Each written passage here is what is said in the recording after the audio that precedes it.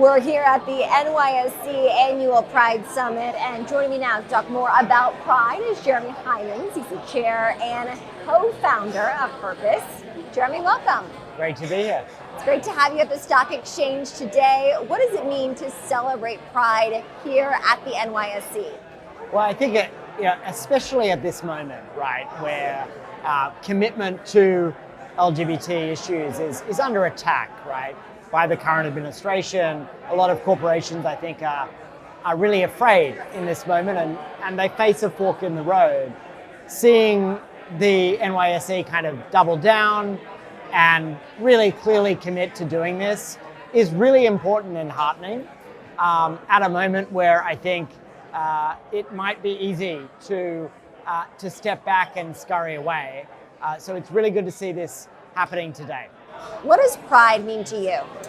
I think for me, it's about joy, actually. Right? There's a great joy in being visibly queer in the community that we have as queer and trans people.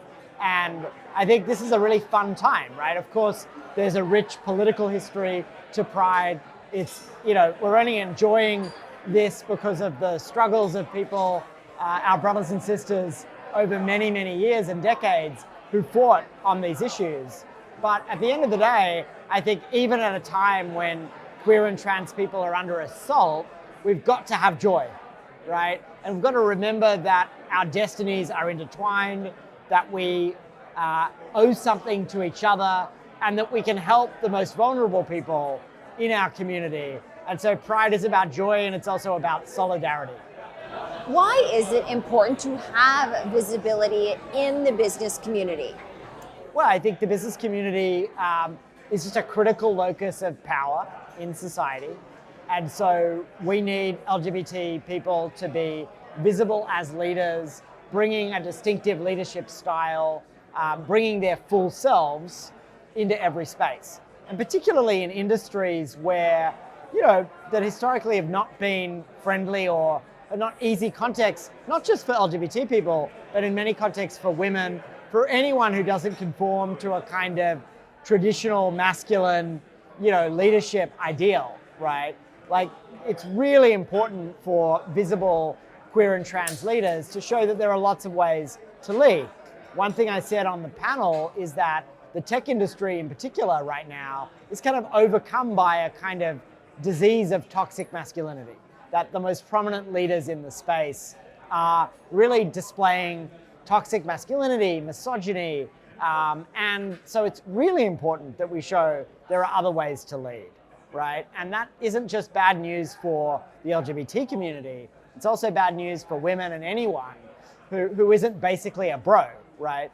And so I think it's a really important moment for us to show what it means to lead and be visible, even if we don't conform to that paradigm. What brings you joy about the future, Jeremy?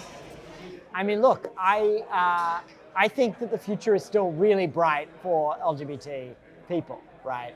I think our contributions to culture, to business, to politics are increasing all over the world. The Minister of Justice in Namibia, a country in sub-Saharan Africa until recently, was a lesbian. We have gay heads of government around the world. France recently had its first ever gay prime minister. So there's just extraordinary leadership, right, that we're showing. And I do think we do it differently. We have more fun doing it.